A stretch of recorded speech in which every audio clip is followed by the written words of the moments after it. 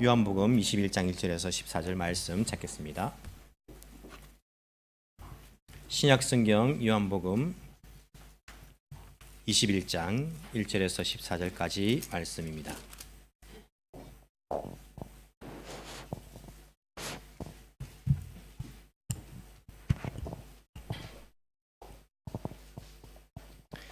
요한복음 21장 1절에서 14절까지 말씀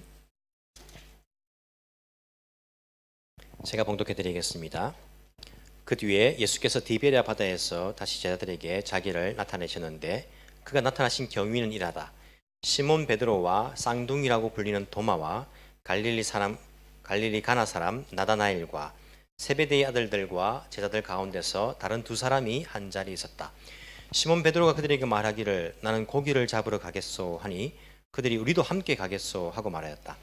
그들은 나가서 배를 탔다. 그러나 그날 밤에는 고기를 한 마리도 잡지 못하였다.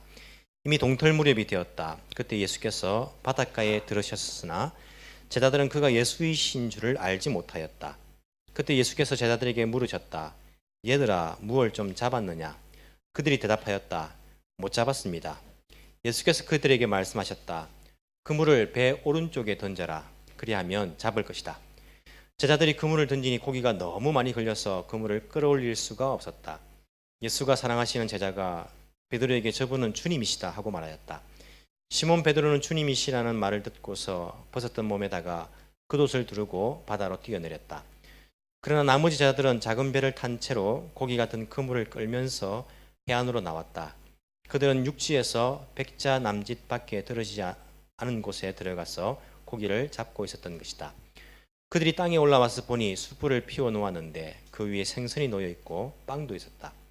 예수께서 제자들에게 말씀하셨다. 너희가 지금 잡은 생선을 조금 가져오느라. 시몬 베드로가 배에 올라가서 그물을 땅으로 끌어내렸다. 그물 안에는 큰 고기가 153마리나 들어있었다.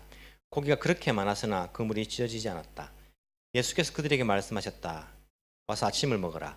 제자들 가운데서 아무도 감히 선생님은 누구십니까? 하고 묻는 사람이 없었다. 그가 주님이신 것을 알았기 때문이다. 예수께서 가까이 오셔서 빵을 집어서 그들에게 주시고 이와 같이 생선도 주셨다. 예수께서 죽은 사람들 가운데서 살아나신 뒤에 제자들에게 자기를 나타내신 것은 이번이 세 번째였다. 아멘. 여러분 오늘 우리 동네에 트럼프 대통령이 오는 거 알고 계십니까? 네, 우리 새로 오신 분인데 1부 예배 참석하고 또 2부터 같이 참석했다가 12시 되기 전에 가연돼서 이렇게 가는 겁니다. 뭐 설교를 듣기 싫어 간 거 아닙니다. 타이밍 그런데 1부 때 다 또 참석하고 인사를 하고 갔습니다. 오늘 우리 료곡구에 트럼프 대통령이 옵니다. 모르십니까? 여기 스모 경기장에 스모 보러 스모가 오늘 이제 마지막 날이거든요. 결승전인데 트럼프 대통령이 그 스모 보러 이제 옵니다. 그래서 일본에는요 이렇게 그 일에 대해서 부정적으로 하는 이렇게 생각하는 사람들도 있습니다. 이 스모장에 말이야. 그 한 사람 때문에 말이야. 이거 뭐 그렇고 또 트럼프가 뭐 이거 잘하는데 올라가가지고 막 이렇게 하면 또 어떻게 하냐고 막 이렇게 걱정하시는 분들 많이 있어요. 아마 그 준비로 지금 아마 대단할 겁니다. 여러분들 그 근처에 가면 막 몸 수색을 당할 수도 있고 경비가 삼엄할 거예요. 혹시라도 미국 대통령이 뭐 죽거나 뭐 암살당하면 안 되니까 경비가 이렇게 대단할 겁니다. 아마 지금 가면. 여러분 트럼프 대통령과 비교할 수 없는 우리 하나님께서 날마다 우리에게 함께 하십니다. 우리가 예배드릴 때 이 자리에 하나님께서 함께 하십니다. 그 하나님께서는요 자기 몸을 대통령은 권력이 있지만 자기 몸을 자기가 지킬 수 없어가지고 많은 사람들이 검사하고 지켜줘야 되는 거예요. 우리 하나님은요 자기 몸을 우리가 지켜드릴 필요가 없고 오히려 그분이 우리를 지켜주시는 분입니다. 그 하나님의 그 은혜와 그 하나님의 돌보심이 여러분들과 항상 함께 있기를 간절히 소원합니다. 오늘 우리가 말씀을 보았는데 제목은 나는 고기를 잡으러 가겠소 라는 제목으로서 우리가 한번 생각해 보길 원합니다. 작년부터 계속해서 예수님의 공생의 사역을 놓고 제가 계속 설교를 했습니다. 연속으로 예수님의 그 사역을 시간 순서대로 여러분들에게 말씀을 해드렸습니다. 이것을 200번 반복하면 여러분들 것이 됩니다. 정말로 한 200번 정도는 반복, 한 300번 정도는 하면 여러분들 것이 될 겁니다. 보통 한 200번 정도 그 영어 단어를 계속 반복하면 자기 것이 된다 하거든요. 성경적인 지식도 들을 때는 알겠죠, 여러분. 듣고 나면 다 까먹죠.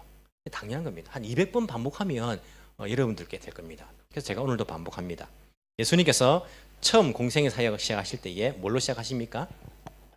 세례를 받으십니다. 맞습니까? 세례를 어디서 받으십니까? 갈릴리 지역입니까? 밑에 유다 지역입니까? 유다 지역에 있는 요단강 변입니다. 남쪽에 요단강에 있는 유대 지역입니다. 거기서 세례를 받으십니다. 세례를 받으시고 그 다음에 하신 일이 사탄에게 시험을 받으십니다. 사탄에게 시험 받으신 것은 갈릴리 지역입니까? 남쪽 유다 지역입니까? 유다 지역입니다. 세례를 받으시고 유다 광야에 들어가셔가지고 사탄에게 40일 동안 금식하신 이후에 시험을 받으십니다. 그리고는 어디로 가십니까? 그리고는 갈릴리 지역으로 가십니다. 북쪽 갈릴리 지역 가나라는 동네에 가십니다. 거기서 결혼식을 참석해서 첫 번째 예수님의 공생의 기적을 일으키십니다. 물로 포도주를 만드신 그런 기적입니다. 그때에 제자들 몇 명 정도가 따라갔냐면 그때에 한 5명 정도의 제자가 예수님을 따랐습니다. 세례 요한의 제자였다가 예수님의 제자가 된 사람, 친구 따라가지고 그리고 동생 따라서 간 제자들 5명이 갈릴리 가나에 갔습니다. 오늘 본문에 보시면요, 나다나엘이라는 사람이 갈릴리 가나 출신이다라고 되어 있습니다. 갈릴리 가나 북쪽에 가셨습니다. 그리고는 가브나움으로 잠시 가십니다. 예수님께서 공생의 사역하실 때 집이 어디 있었냐면 가브나움에 있었습니다. 나사렛 출신이지만은 공생의 사역의 집은 가브나움에 머무십니다. 가브나움 가셨다가 그 다음은 어디로 가십니까? 남쪽 유다 예루살렘으로 가십니다. 첫 번째 유월절을 맞이해서 공생의 사역 가운데 첫 번째 유월절을 맞이해서 예루살렘으로 가십니다. 거기서 뭘 하십니까? 예수님께서 성전을 깨끗하게 하십니다. 내 아버지 집은 기도하는 집인데 너희들 집 여기서 무슨 짓이냐? 성전은요, 여러분 몸이 성전입니다. 내 아버지의 기도하는 집, 하나님 아버지가 임재하는 집, 여러분 몸이 성전입니다. 근데 뭘 하십니까? 하나님 예수님께서 그 성전을 깨끗하게 원래 목적대로 깨끗하게 청소를 하십니다. 그리고 예루살렘에 8개월 정도 머무십니다. 왜 8개월을 아냐 하면 올라가면서 사마리아 여인을 만난 거 기억하십니까? 사마리아 여인을 만나서 예수님께서 하신 말씀이 너희들이 추수하려면 넉 달이 지나야 추수하겠다고 하지 않느냐, 그 말씀을 하십니다. 이들은 밀 추수거든요. 보리밀 추수거든요. 쌀이 아니라. 보리밀 추수는요 한 5월달 4월달 이 정도입니다. 그 이스라엘 나라에서. 그러니까 예수님께서 사마리아 여인을 만난 것은 12월달 정도 됩니다. 그러니까 6월절 때 내려가셔가지고 한 8개월 정도 예루살렘에 머무신 거예요. 거기서 니고데모도 만나십니다. 니고데모는 나이가 많은 사람입니다. 예수님께 30살 된 젊은 사람에게 와서 내가 어떻게 해야지 하나님 나라에 들어갈 수 있습니까?를 묻습니다. 만나십니다. 그리고는 사마리아를 통해서 어디로 가십니까? 갈릴리 지역으로 가십니다. 예수님의 전도 활동은요 주로 어디였습니까? 갈릴리 지역이었습니다. 갈릴리 지역에서 사역하시다가 두 번째 유월절이 되었을 때에 예루살렘으로 가십니까? 안 가십니까? 가십니다. 가셔가지고 뭐 하십니까? 38년 된 병자를 고치십니다. 두 번째 유월절 때는요 이 기록 외에는 아무 기록이 없습니다. 그래서 바로 갈릴리로 다시 돌아가신 걸로 알고 우리가 생각을 합니다. 갈릴리 사역 됩니다. 제자들 12명 다 부르시고, 그리고는요 두 번째 유월절이 지나고 두 번째 세 번째 한 중간쯤 됐을 때에 이 종교주자들이 예수님의 그 능력이 귀신을 의지해서 귀신을 쫓아낸다, 바알세불을 의지해서 귀신을 쫓아낸다, 이것은 메시아가 아니다, 귀신 들린 사람이다, 미친 사람이다, 이것은 올바른 사람이 아니다라고 잠정적인 결론을 냅니다. 그때부터 예수님께서는요 제자들을 집중해서 사역하십니다. 일반 사람들에게는요 비유를 들어서 말씀하십니다. 비유가 아니면 가르치지 아니하더라. 그 시기에 제자들에게는 그 비유의 뜻을 가르쳐 주십니다. 이런 뜻이다. 주로 제자들을 집중해서 사역을 훈련을 시키십니다. 그리고 세 번째 유월절이 되었을 때 예루살렘 가십니까? 안 가십니까?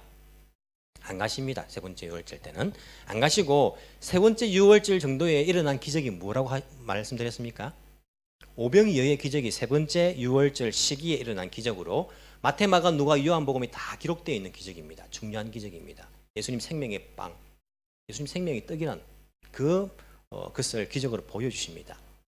그리고는 가을이 되어서 6개월 정도 지나서, 세 번째 유월절 이후에 6개월 정도 지나서 가을이 되어서 초막절이라는 절기가 있습니다.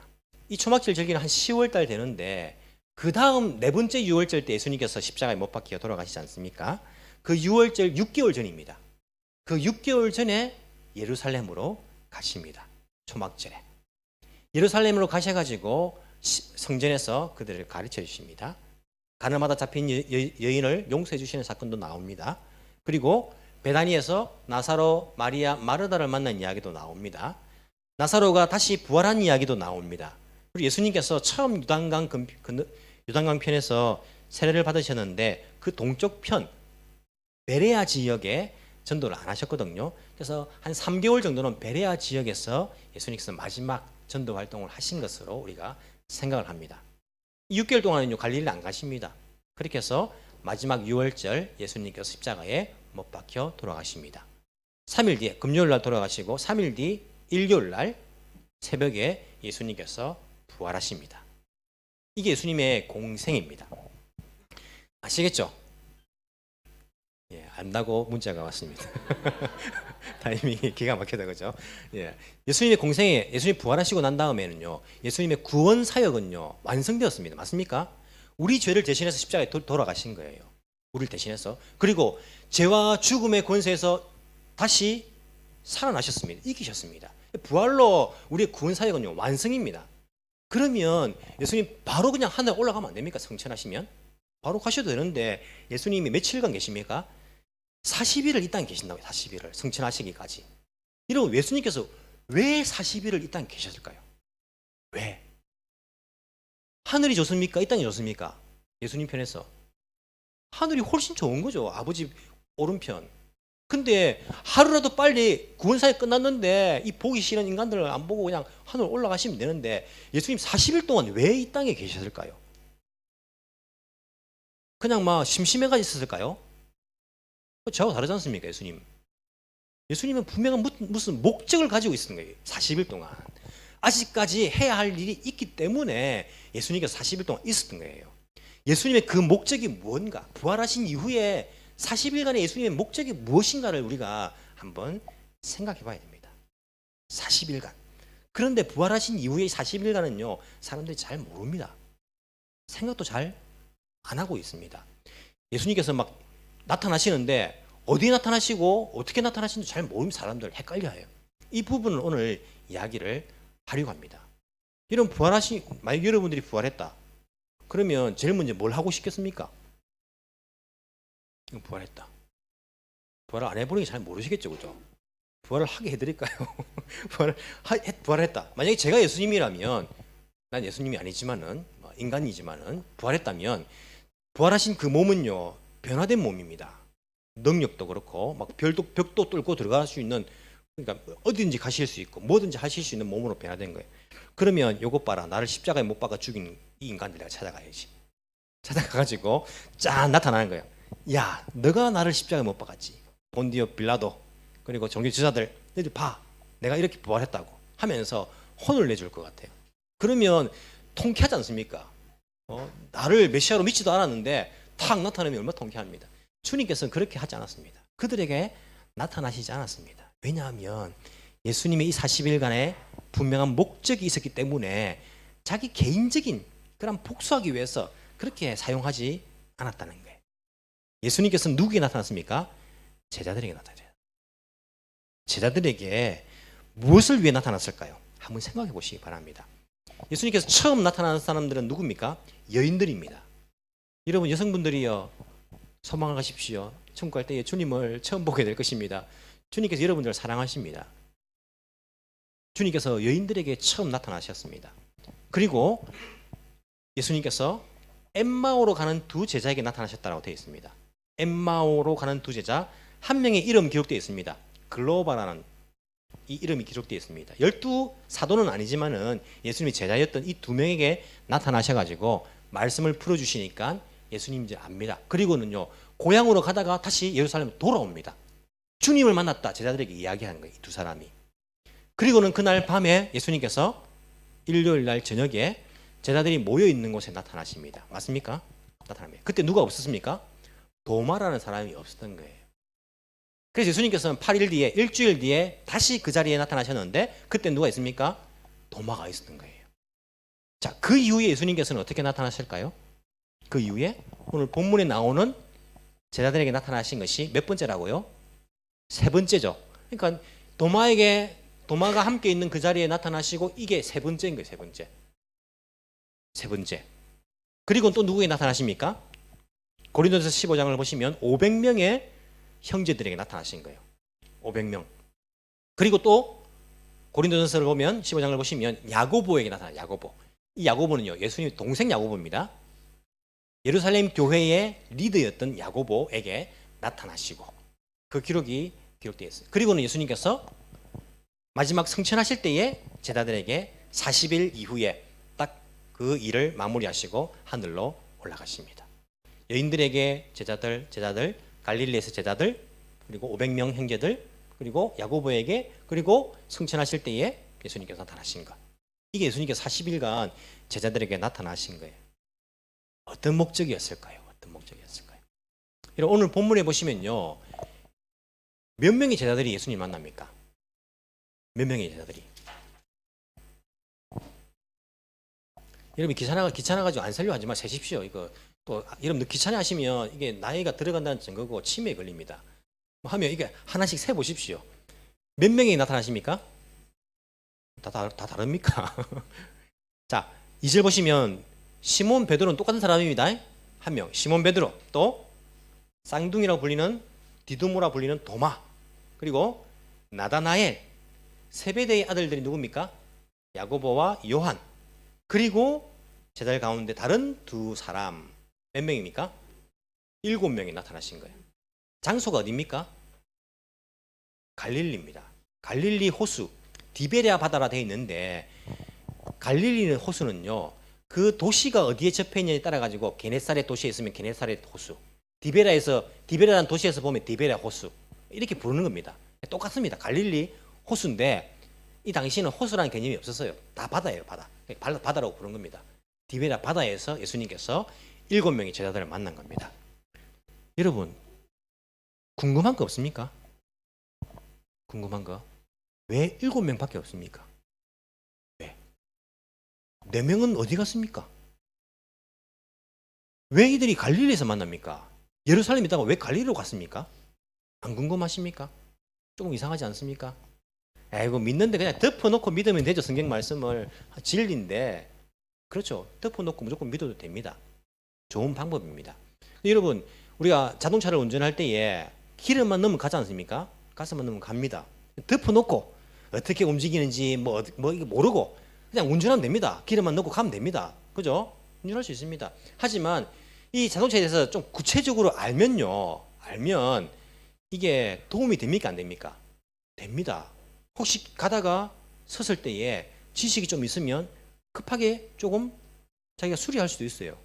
그리고 수리하러 갔을 때에 정비사들이 이것도 고쳐야 되고 저것도 고쳐야 되고 막 이렇게 엉터리로 말하면 조금 알면요, 그걸 내가 이것은 고칠 필요 없습니다, 이거 바꿀 필요 없습니다 라고 어느 정도 내가 안 속을 수 있습니다.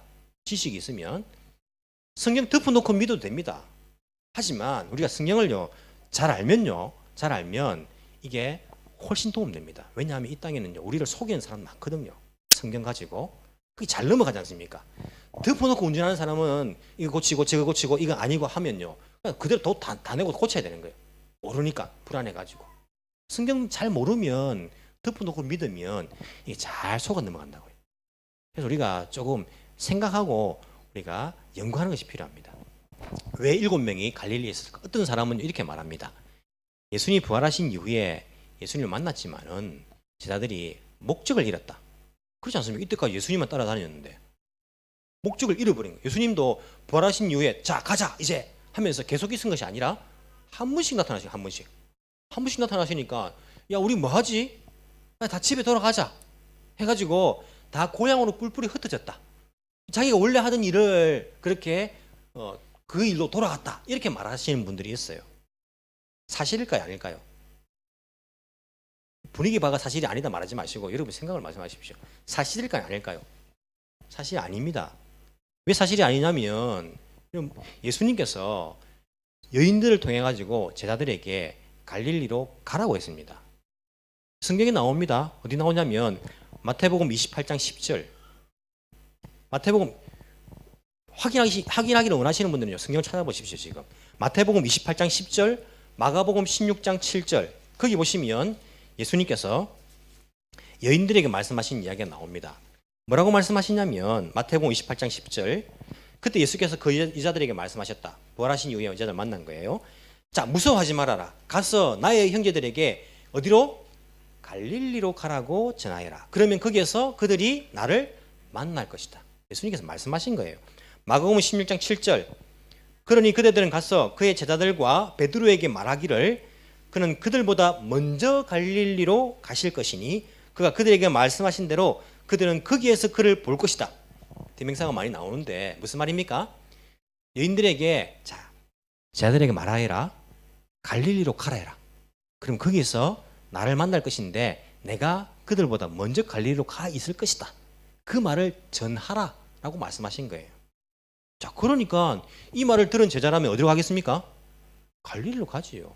처음에 예루살렘에 있었는데 이 말을 듣곤요, 아, 예수님께서 간헐적으로 나타나시니까 도마가 있을 때에 예수님 만난 이후에 우리 이제 뭐 하지? 아, 갈릴리로 가랬지. 갈릴리로 가자. 갈릴리로 간 겁니다. 만약에 한 명이 난 안 가려고 한다 그러면 데리고 갈 거예요. 가자. 예수님께서 갈릴리에서 우리를 만난다 해서 가자 하면 다 11명 다 갔을 거예요. 누가 빠지겠습니까? 다 가지요. 갈릴리 간 것은 그들이 다시 옛날 삶의 터전으로 돌아간 건 아닙니다. 예수님 가라 해서 간 겁니다. 그리고 물고기 잡으러 간 것도 옛날 직업으로 돌아간 것, 물론 그럴 수도 있는데, 그럼 생각해 보십시오. 뭐 베드로, 야고보, 안드레, 요한은 뭐 물고기 잡는 사람들이지만은 도마나 나다나엘 이런 사람들은 아니지 않습니까? 그러니까 또 그렇게만 볼 수도 없는 거예요. 그런데 예수님께서 갈릴리로 가라고 했는데 왜 여기 7명만 있는 것입니까? 그리고 왜 갈릴리 호수에 있는 것입니까? 예수님께서 갈릴리로 가라 했을 때에 어디서 만나자고 약속을 했을까요? 안 했을까요? 너희들 갈릴리로 가서 어디 가라 그러면 나를 만날 것이다 말씀하셨을까요? 안 하셨을까요? 말씀을 주님께서 하셨습니다. 마태복음 28장 이런 표분 계시면 그대로 보시고 16절을 보십시오. 마태복음 28장 16절. 자, 11제자가 갈릴리로 갑니다. 그죠? 11제자 갈릴리로 갑니다. 가서 어디로 갑니까? 예수께서 일러주신 산에 이르렀다. 주님께서 말했습니까? 안 했습니까? 말했습니다. 일러줬습니다. 어디서? 산에서 보자고. 호수 말고 주님께서 산에서 보자. 갈릴리는 내가 일러준 산에 거기서 보자라고 주님께서 말씀을 해주셨습니다. 이런 마태복음 28장에 보시면요, 이 말씀이 계속 이어져 가지고 너희는 가서 모든 족속으로 제자를 삼고, 이 말씀이 제일 마지막에 나오죠. 그 산이 사도행전 1장에 나오는 예수님 성취하실 때 너희에게 성령이 임하시면 너희가 권능을 받고, 이 말씀하신 그 산과 같은 산일까요? 다른 산일까요?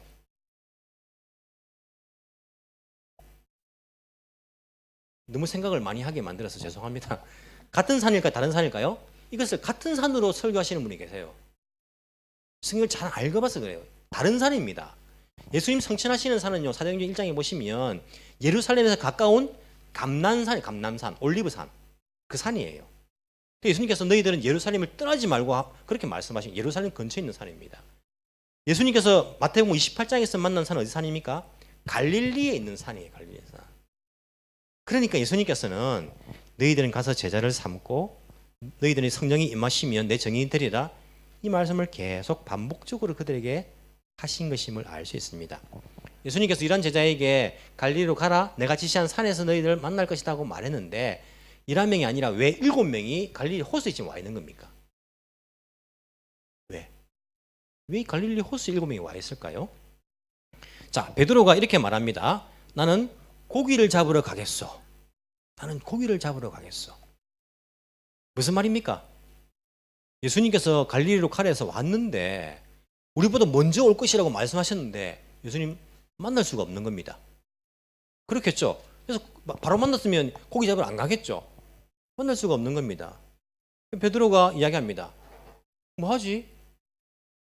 고기나 잡으러 가야겠다 라고 생각했을 수 있어요.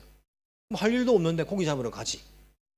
혹은 오늘 일본어 성경에 보니까 예수님께서 그들에게 물을 때에 얘들아, 고도모 다치요 이렇게 말하는데, 얘들아, 예수님께서는 항상 너희들 이렇게 말했는데 이제는 이제 하나님의 또 그 모습으로 변화되신 이후에 아이들아, 얘들아 이렇게 이제 부르시는 거죠. 얘들아 부르시면서 너희들에게 고기가 있느냐라고 묻지 않습니까? 무엇을 좀 잡았느냐고 묻지 않습니까? 일본어 성경에는 얘들아 먹을 고기가 있느냐라고 묻습니다. 먹을 고기가 있느냐. 팔 고기가 아니고 재미로 취미하는 고기가 아니고 먹을 고기. 제자리에 와 있는데 뭐가 필요합니까? 먹을 게 필요해. 먹을 게. 베드로가 고기 잡으러 간다. 고기 잡아서 우리 뭐라도 먹자. 이런 마음으로서 이렇게 갔는지도 모르겠습니다. 7명이 함께. 그 자리에 예수님께서 등장을 하십니다. 제자들이 밤새도록 고기를 잡았습니다. 잡습니까? 못 잡습니까? 성경에 보면요. 한 마리도 못 잡아요. 여러분 기적 아닙니까? 밤새도록 그물을 던져 잡는데 고기를 한 마리도 못 잡았다. 이게 말이 됩니까? 작은 거라도 한 마리 올라올 거 아닙니까? 여러분 이 못 잡는 게요 기적인 거예요. 예수님께서 고기가 이게 뇌가 뭐 있습니까? 있긴 있겠지만은 뭐 금방 3초 만에 까먹지 않습니까? 0.3초 만에 까먹지 않습니까?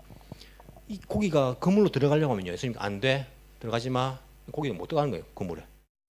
그 갈릴리 호수 있는 모든 고기들이 그 그물에는 못 들어가는 거예요. 뭐 베드로만 잡고 있었겠습니까? 그 동네 사람들 다 어부든 다 잡고 있었겠죠. 그들 안에는 들어가는데 베드로 그물은 이름 써 있는 것도 아닌데 예수님께서 그건 안 돼. 거기는 들어가지 마. 고기들을 못 들어가게 하시니까요. 한 마리도 그 그물에 못 들어가는 거예요. 여러분 우리 삶 속에서 우리는요. 무기력감을 느낄 때가 있습니다. 내가 아무리 밤새도록 일을 해도 이게 무언가 손에 쥐어지지 않을 때가 있습니다. 아무리 내가 노력을 해도 내가 가질 수 없는 이 무기력감. 그 무기력감은요. 그리스도 안에 있는 풍성함을 느끼기 위해서 우리에게 주시는 무기력감입니다. 우리 삶 속에서 철저하게 내 힘으로 안 된다는 것들을 느낄 필요가 있습니다. 그때 우리는 예수님 속에 있는 풍성함을 우리가 누릴 수가 있습니다. 왜 우리가 예수님의 능력을 맛보지 못하는 것입니까? 왜 나에게는 예수님 그 풍성한 주님의 능력을 보여주지 않는 것입니까? 나는 왜 이렇게 무기력감을 느낍니까? 왜냐하면 내 삶 속에서 나의 무기력감을 느끼지 못하기 때문에 주님의 풍성함을 느끼지 못할 때가 많습니다. 내가 자꾸 밤새도록 내가 수고하려고 합니다. 내가 먹고 살기 위해서 내가 막 수고를 하려고 그렇게 애를 쓰니까 주님 주시는 풍성함을 내가 누리지 못할 때가 있는 거예요. 이들은 밤이 새도록 무기력감을 느낍니다. 이게 무슨 일이냐 이게. 이게 무슨 일이냐. 한 마리도 잡지 못했습니다. 해가 떠옵니다. 밤에 고기를 잡지 이제 해가 뜨면 고기가 안 잡힙니다. 그때에 저 멀리서 몇 미터 바뀝니까? 오늘 성경 보니까 약 100m 돼 있죠. 약 90m, 100m. 약 90m 돼 있죠.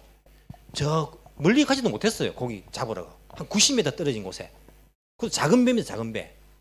베드로가 은퇴한 지가 이제 3년 넘었는데 배가 있겠습니까? 뭐 빌렸겠죠. 뭐 작은 배 하나 빌리자 해가지고 뭐 안 쓰는 거 빌려가지고 작은 배 가지고 7명 타니까 멀리 갈 수 있습니까? 뭐 90m 떨어진 곳에서 막 고기 잡고 있었던 거예요.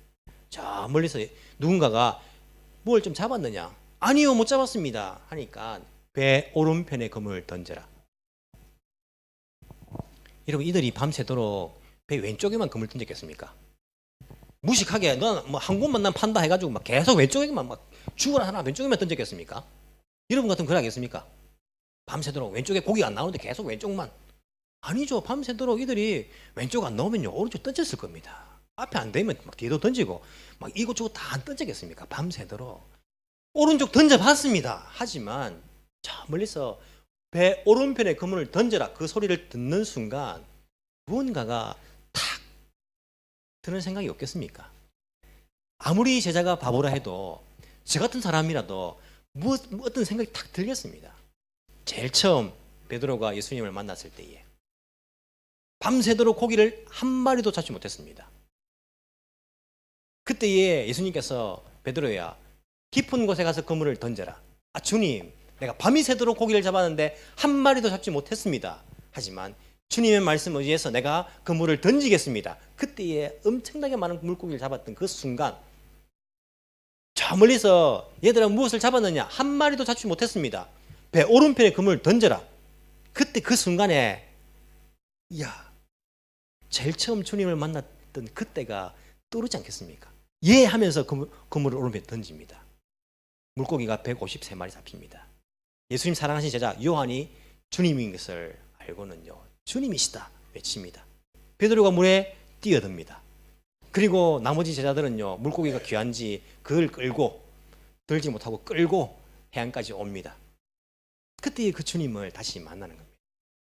이런 153마리를 다 잡았지만은 그들을 먹이는 것은 그들이 잡은 물고기가 아니라 예수님께서 준비하신 물고기와 떡을 가지고 예수님께서는 그들을 먹여주셨습니다. 예수님께서 왜 이 장면을 만드셨을까요? 너희들 내가 부활한 이후에 목적을 잃었구나. 내가 처음에 너희들 만났을 때 내가 이야기했지. 베드로야, 내가 너희로 사람을 잡는 어부가 되게 하리라. 이 목적이 이루어지지 않았는데 너희는 이 목적을 잃어버렸구나. 주님께서 다시 한번 그들에게 그 목적을 일깨워 주십니다. 너희들이 잡은 것 가지고 먹고 사는 것이 아니라 내가 너희들이 먹을 것을 내가 준비해 줄 것이다. 너희는 먼저 하나님 나라와 의를 구하라. 그리하면 이 모든 것을 내가 너희들에게 더하여 줄 것이다. 내가 너희들을 먹을 것이다. 너희들은 처음 받았던 그 사명, 사람을 낚는 어부가 되게 하리라. 잊어서는 안 된다. 그때와 똑같은 장면을 만드시면서 주님께서는 그들에게 내가 왜 40일간 이렇게 너희들과 함께 있는 줄 아느냐, 왜 내가 하늘에 올라가지 못하고 있는 줄 아느냐, 너희들 이 사명을 다시 한번 되새겨라. 주님께서 그 장면을 다시 만들어주고 계신 것을 볼 수 있습니다. 여러분, 우리는요, 목적을 잃어서는 안 됩니다. 내가 먹고 사는 것을 위해서 자꾸 거기에 매여 있어서는 안 됩니다. 인생이 심심하니까 고기 잡으러 가자, 좀 재밌는 거 없나? 자꾸 목적을 잃어서는 안 됩니다. 우리는요, 순간순간 같은 일을 반복하면서 목적을 잃어버릴 때가 있습니다. 내가 지금 뭐 하고 있는 것이지? 지금 내가 왜 살고 있는 것이지? 우리 계속해서 주님께서 나를 부르신 이유, 주님께서 나를 구원하신 이유, 주님께서 나를 이 땅에 보내신 그 이유, 그 목적을요, 계속해서 우리는 생각을 해야 됩니다. 이런 하나님께서 교회를 이곳에 세우신 이유가 무엇인지를 계속해서 생각해야 됩니다. 왜 에덴교회를 여기 세우셨을까? 주님께서 반복적으로 말씀하시는 것, 너희들은 가서 모든 족속으로 제자를 삼아라. 너희는 성령이 임하시면 내 제자가, 내 정인이 되리라. 너희는 사람을 낚는 업으로 만들어주겠다. 주님께서 하신 그 목적, 우리를 부르신 목적, 그 목적을요, 잃어버려서는 안 됩니다. 그것을 잃어버렸던 그 제자들을 두고는요, 주님께서는 하늘로 올라가실 수가 없었습니다. 인생의 진정한 목적을 잃지 않고 내가 왜 사는가, 내가 무엇 때문에 이 땅에 내가 지금 발을 딛고 사는가, 그 목적을 날마다 우리가 생각하면서 주님, 그 목적 따라 내가 살기를 원합니다. 결코 잊어버려서는 안 될 것입니다. 어떤 분이 인생을 이렇게 비유했습니다. 인생은 우리가 마라톤 경기에 많이 비유를 하는데, 인생은 한 번 뛰는 장거리 경주가 아니라 숱한 단거리 경주의 연속이다. 우리는요, 날마다 단거리 경주를 하고 있는 겁니다. 매일매일 삶 속에서 또 단거리 경주를 하고 있고 또 하고 있고, 잃어버리지 말고 계속해서 우리는 다시 한번 상기하고 그 주님의 말씀을 묵상하고 다시 기도하면서 우리에게 공급자 되시는 그 예수님 의지하면서 우리에게 맡겨주신 그 참된 목적을 따라서 살아갈 때에 우리는 예수 안에 있는 그 풍성함을 삶 속에서 맛볼 수 있게 될 것입니다. 그런 목적을 따라 살아갈 수 있는 우리 모든 성도들이 되기를 간절히 소망합니다. 이 시간 우리 함께 합심해서 기도하기를 원합니다. 기도하실 때에 주님, 내가 왜 이 땅에 있습니까? 내가 지금 무엇을 하고 있습니까? 내가 어디로 가고 있습니까? 우리 교회가 왜 이곳에 있습니까? 주님, 진정한 나를 부르신 목적을 따라 살 수 있는 은혜를 나에게 허락하여 주옵소서. 주님, 그 인생의 진정한 목적을 잃어버리지 않고 갈 수 있는 은혜를 허락하여 주옵소서. 우리가 아까 찬양할 때에 나의 삶은 내 주 예수의 것이니 내 생명 다해 예수로 살리라고 고백을 했습니다. 여러분, 거짓말한 것입니까? 나의 삶은 내 주 예수의 것이니 내 생명 다해 예수로 살리, 내 모든 것 내 주 예수의 것이니 내 전부 대신 예수로 살리, 그렇게 찬양했는데 주님, 이 찬양이 거짓말이 되지 않도록 도와주옵소서. 내 진심이 되도록 주님 도와주옵소서. 나를 다시 한번 불러주시고 나의 사명을 새롭게 하여 주시고 주님을 따라갈 수 있는 그러한 은혜를 나에게 허락하여 주옵소서. 쓰러집니다, 넘어집니다, 실패합니다, 부족합니다. 하지만 오직 성령이 너에게 마시면 나에게 성령 충만을 허락하여 주셔서 주님, 주님 기뻐하신 그 목적을 따라 살 수 있는 은혜를 나에게 허락하여 주옵소서. 이 시간 말씀을 생각하시면서 우리 주님께 헌신하며 결단하며 함께 합심해서 기도하시겠습니다.